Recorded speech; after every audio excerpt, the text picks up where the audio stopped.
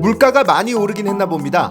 그간 플렉스에 집중하던 MZ세대가 푼돈도 아끼자는 의미의 디지털 폐지 줍기에 열을 올리고 있습니다. 한때는 너나 할 것 없이 빚을 내 한방 투자가 유행하던 MZ세대가 이제는 푼돈도 아끼는 짠내나는 재테크로 돌아선 것입니다. 디지털 폐지 줍기란 금융, 유통, 게임 등의 앱 이벤트에 참여해 10원, 20원 포인트를 모으는 행위를 말합니다.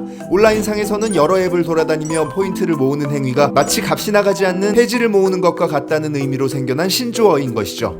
이렇게 온라인에서 유행하고 있는 디지털 폐지 줍기에는 크게 7가지 유형이 있습니다. 캐시워크, 토스, 만보기 등 걸을 때마다 포인트가 쌓이는 만보기형, 라인, 패널라우 등 설문조사에 참여하고 포인트를 받는 설문조사형, 핸드폰을 잠그면 10분마다 포인트가 적립되는 타임 스프레드형, 각종 브랜드 앱에서 진행하는 출석 체크형, 사진 찍기나 검사하기 등 미션을 완수하면 포인트를 지급하는 캐시 미션형, 구매 영수증을 인증해 포인트를 적립하는 영수증 인증형이 있습니다. 그렇다면 MZ세대의 소비 패턴이 기존 과시형에서 이렇게 짠내나는 재테크로 돌변한 이유는 무엇일까요? 바로 기준금리 인상과 물가 상승에 대한 부담감 때문입니다. 한마디로 지갑의 여유가 사라진 것이죠.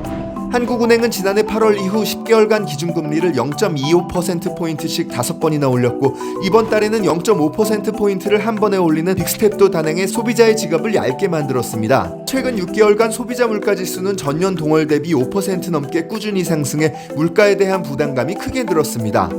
게다가 전쟁으로 인한 유가 상승, 원자재 가격 상승 등 경제적으로 팍팍한 이야기가 쏟아져 나오면서 이제는 과시형 소비 세대였던 MZ세대들도 허리띠를 졸라매야 하는 시기가 온 것이죠. 2021년 짠테크 관련 인식 조사를 살펴보면 MZ세대들의 짠테크 인식에 대해 조금 더 자세히 알 수 있습니다. 소비자 시장조사 전문기업 트렌드모니터가 직장인 남녀 1000명을 대상으로 한 이 설문조사에서 전체 응답자 중 72.3%가 짠테크를 하는 사람들이 많아진 것 같다고 응답했으며 실제로 2030 세대는 2명 중 1명꼴로 디지털 폐지 줍기를 실천하고 있는 것으로 나타났습니다.